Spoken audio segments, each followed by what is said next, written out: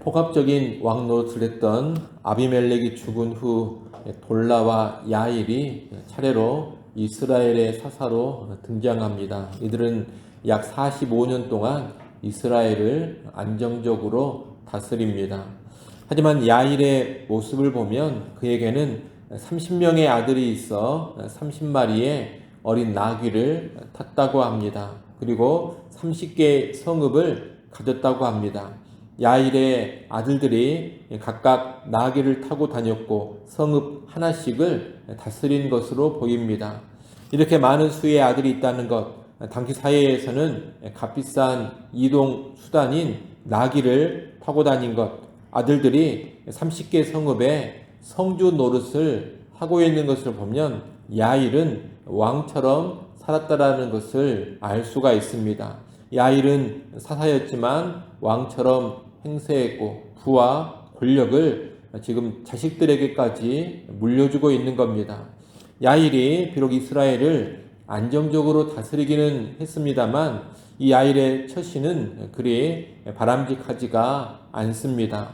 사사기서는 인간 왕을 철저히 배격합니다. 하나님이 왕이시고 그 왕이신 하나님의 통치를 받아야만 한다라는 것을 강조하는 것이 사사기입니다. 그런데 이렇게 왕처럼 군림하고 왕처럼 부와 권력을 세습하는 사사들이 등장을 합니다. 이것은 사사들도 나름 문제가 많다라는 것을 보여주는 것입니다. 그만큼 이 당시 이스라엘이 영적으로 어두웠음을 보여줍니다. 왕으로 됐던 사사들의 모습은 오늘날 교회 지도자들이 크게 경계해야 될 모습입니다. 오늘날 교회의 지도자, 목사는 결코 왕이 아닙니다. 교회의 머리인 것도 아닙니다. 왕이신 하나님, 머리 대신 예수 그리스도의 뜻을 받들어서 교회를 지도하고 섬기는 사람이 목사인 것입니다. 비록 어떤 지도자, 목사가 교회를 안정적으로 잘 지도하고 크게 성장시켰다 하더라도 절대로 그 목사가 그 교회 안에서 왕 노릇을 하려고 하면 안 됩니다. 지나친 부를 누리려 한다든가 무소불위의 권력을 교회 안에서 행사하려고 하면 안 됩니다. 나아가 그 목사의 자리를 자기 자식에게 부당하게 세습까지 하려고 해서는 더더욱 안 되는 것입니다. 만약 그런 지도자가 있다면 그는 실상 교회 안에서 왕 노릇하고 있는 겁니다. 왕 노릇하는 지도자들은 그의 능력과 은사와 업적을 떠나서 여하튼 바람직하지 않습니다. 교회에 왕 노릇하는 지도자가 있다는 것은 교회의 어두운 영적인 상황을 보여줍니다. 그 교회가 안정적이고 성장을 했다 하더라도 지도자가 왕 노릇하고 있다면 그 교회는 영적으로 분명히 어두워져 가고 있는 겁니다. 현재 안정적이고 또 현재 성장하고 있는 모습을 보이고 있더라도 분명히 그 교회 안에 영적 어둠이 들어와 있는 것이고 그러면 결국에는 피폐해지고 무너지게 되는 겁니다. 그러니 우리는 지도자가 왕 노릇하는 그런 영적 어둠에 결코 빠져서는 안 되겠습니다.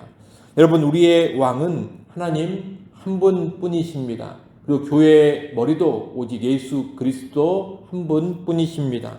이것을 명심하시고 그 어떤 인간도 교회 안에서 왕 노릇하지 않도록 지도자나 성도 모두가 철저히 깨어있기를 바랍니다. 10장 6절에서부터는 사사 입다의 이야기가 시작됩니다. 그때 이스라엘은 다시 여호와의 목전에 악을 행합니다. 6절 말씀에 보면 당시 이스라엘 백성들이 섬겼던 신들의 목록이 쭉 나오고 있습니다. 바알들, 아스다롯, 아람의 신들, 시돈의 신들, 모압의 신들, 암몬 자손의 신들과 블레셋 사람들의 신들을 섬겼다고 합니다. 이를 보면 이스라엘 백성은 가나안 땅과 그 근방 족속의 신들을 모두 다 섬기고 있습니다. 오직 여호와 하나님 한 분만 섬기지를 않습니다. 하나님께서는 이스라엘을 향하여서 오직 나만 섬겨라 그렇게 명령을 하셨는데 지금 이스라엘은 오직 여호와 하나님만 빼고 다른 신들은 다 섬기고 있는 겁니다. 하라는 것, 그것은 딱 안 하고 하지 말라는 것은 다 찾아 사는 그런 모습을 이스라엘이 보여주고 있는 겁니다. 이 모습은 이 당시 이스라엘 백성이 얼마나 심각한 영적 상태에 빠져 있는지를 잘 보여줍니다. 오늘날도 그렇습니다. 여러분, 사람이 영적으로 타락을 하면 모든 것을 다 사랑하는데 하나님만 사랑하지를 않습니다. 다 좋아하는데 말씀만 좋아하지 않습니다. 온갖 것에 관심을 두고 살아가는데 영적인 것에만 관심을 두지 않습니다.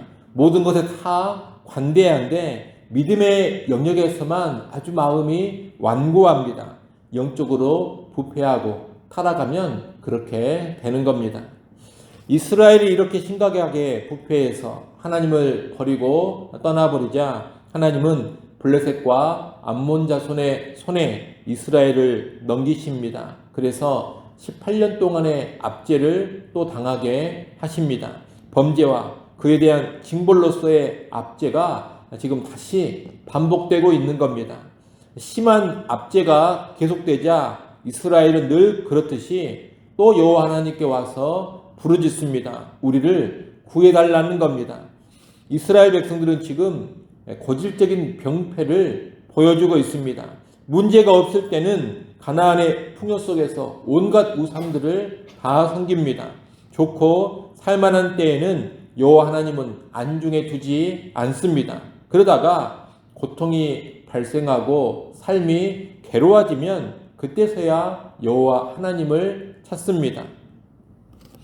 계속해서 이런 모습이 반복되니 하나님께서는 그들의 구원 요청을 이제는 거절해 버리십니다. 오늘 보면 13절, 14절 말씀을 같이 한번 읽어보겠습니다. 13절, 14절 말씀 함께 읽습니다. 너희가 나를 버리고 다른 신들을 섬기니 그러므로 내가 다시는 너희를 구원하지 아니하리라. 가서 너희가 택한 신들에게 부르짖어 너희의 환난 때에 그들이 너희를 구원하게 하라 하신지라.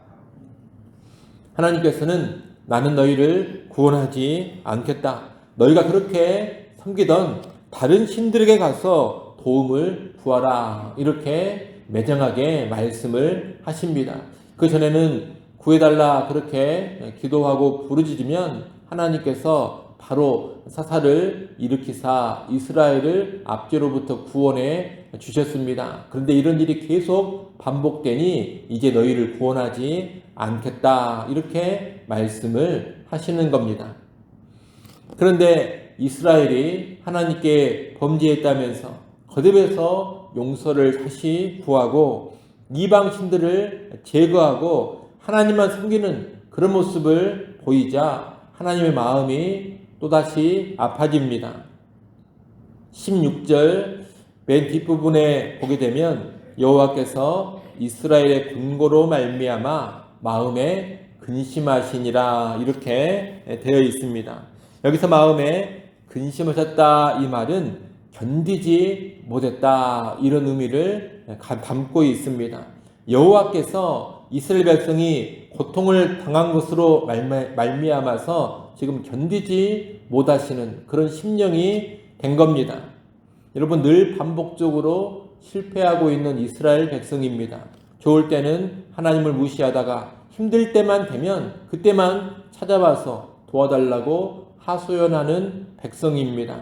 하나님의 도움으로 구원을 받아서 이제 살만해지면 또다시 하나님을 떠나버리는 그런 백성입니다. 아마 이번에도 하나님께서 이 백성을 구원해 주신다면 이 백성은 과거에 늘 그랬던 것처럼 하나님을 또다시 떠나버릴 가능성이 아주 높습니다. 이미 그런 적이 한두 번이 아니었기 때문입니다. 그래서 하나님께서 이번에는 너희를 구원하지 않겠다. 그렇게까지 단호하게 말씀을 하신 겁니다. 그런데 말로는 그렇게 거절을 하셨지만 고통당하면서 계속 부르짖는 이 백성으로 인하여 하나님은 견딜 수 없어 하시는 겁니다. 외면해 버리고 싶어도 차마 외면해 버리지를 못하십니다. 자기 백성에 대한 긍휼과 사랑 때문에 그 백성을 내쳐버리지 못하시는 겁니다. 그래서 뒤에 보면 하나님은 또다시 이스라엘을 구원해 주십니다. 마치 못난 자식을 둔 아버지와 같이 한편으로는 화가 나면서도 끝내 이 백성을 버리지 못하시고 돕고 구원해 주시는 겁니다. 여러분, 하나님은 이렇게 자기 백성을 향한 사랑과 긍휼이 무한하십니다. 오늘 우리를 향해서도 하나님은 무한한 사랑과 긍휼을 베풀어 주십니다. 실패하는 모습이 많고 하나님을 떠날 때도 많지만 그래도 하나님은 변함없이 택한 백성을 사랑하십니다. 물론 죄에 대하여 징계하시고 노여워하시기도 합니다. 그러나 죄를 아무리 많이 짓는다 하더라도 하나님은 진노 중에라도 결코 긍휼을 잃지 아니하시는 그런 분이신 겁니다. 택한 백성을 향한 사랑이 결코 끊어지지 않는 분, 그분이 바로 하나님이십니다. 물론 죄를 지으면 그 죄에 대한 징계가 있고 하나님의 노여움이 있기 때문에 죄를 지어서 좋을 것은 하나도 없습니다. 하지만 죄 짓는다 해서 모든 것이 다 끊어져 버리고 영원히 망해버리지는 않는다는 것입니다. 하나님의 사랑 때문에 그러합니다. 우리가 하나님을 뜨겁게 사랑해서 우리의 안전을 보장받는 것이 아닙니다. 우리가 하나님을 변함없이 사랑하고 하나님을 너무나 잘 섬기기 때문에 우리의 구원이 보장되는 것도 아닙니다. 우리의 구원이 보장되는 것은 우리에게 달려있는 것이 아니라 하나님의 그 무한한 사랑과 긍휼에 달려있는 겁니다. 우리는 이 하나님의 사랑을 알고서 이제 그 사랑 앞에 성숙한 모습을 보여줄 수 있어야 하겠습니다. 철부지 신앙은 이스라엘 백성들처럼 징벌을 받고서야 하나님의 인자와 사랑을 찾고 의지하는 것입니다. 그러나 성숙한 신앙은 하나님의 그 크신 사랑에 감사하면서 계속해서 하나님만 섬기고 순종을 하는 겁니다. 우리는 하나님의 자녀로서 이제 철부지 신앙이 아니라 성숙한 신앙으로 나아갈 수 있어야 하겠습니다. 하나님의 크신 사랑을 잘 알고서 그 크신 사랑에 감격하면서 언제나 하나님 한 분 바라보고 그 하나님 의지하고 그 하나님께 순종하며 나아가는 성숙한 신앙의 성도들이 다 될 수 있기를 간절히 바랍니다. 기도합니다. 하나님 아버지, 오늘날 교회 안에 결코 왕 노릇하는 지도자가 나타나지 않게 하여 주옵소서. 목사가 됐든 장로가 됐든 왕 노릇하지 않게 하시고 교회의 왕은 하나님 한 분뿐이시여 교회의 머리는 예수 그리스도 한 분뿐인 것을 우리 마음 깊이 새기며 하나님만을 왕으로 예수 그리스도만을 머리로 높이게 하시고 섬기게 하여 주옵소서. 아버지 하나님, 또한 간절히 바라고 납니다. 하나님의 크신 사랑과 긍휼을 우리가 잘 깨닫게 하셔서 그 사랑과 긍휼에 감격하며 늘 하나님만 섬기는 성숙한 신앙으로 나아가게 하여 주옵소서. 하나님의 사랑과 긍휼로 인하여서 방지하게 계속해서 죄를 짓는 그런 철부지 신앙이 아니라 이제 하나님께 감사하면서 온전히 여호와만 섬기는 성숙한 신앙으로 살아가는 우리 모두가 되게 하여 주옵소서. 이 시간 하나님 앞에 나와 엎드려 간구합니다. 주의 백성들을 불쌍히 여겨주시고 은혜 내려 주옵소서. 믿음으로 구하며 나아갈 때 하나님 합당한 응답들을 허락하여 주시옵소서. 기도하는 시간 성령으로 충만해지게 하시고 위로부터의 능력을 공급받게 하여 주옵소서. 그리하여 오늘 하루도 주님과 동행하며 모든 삶 가운데 승리하는 삶으로 나아가게 하여 주옵소서. 예수님의 이름으로 기도드리옵나이다. 아멘.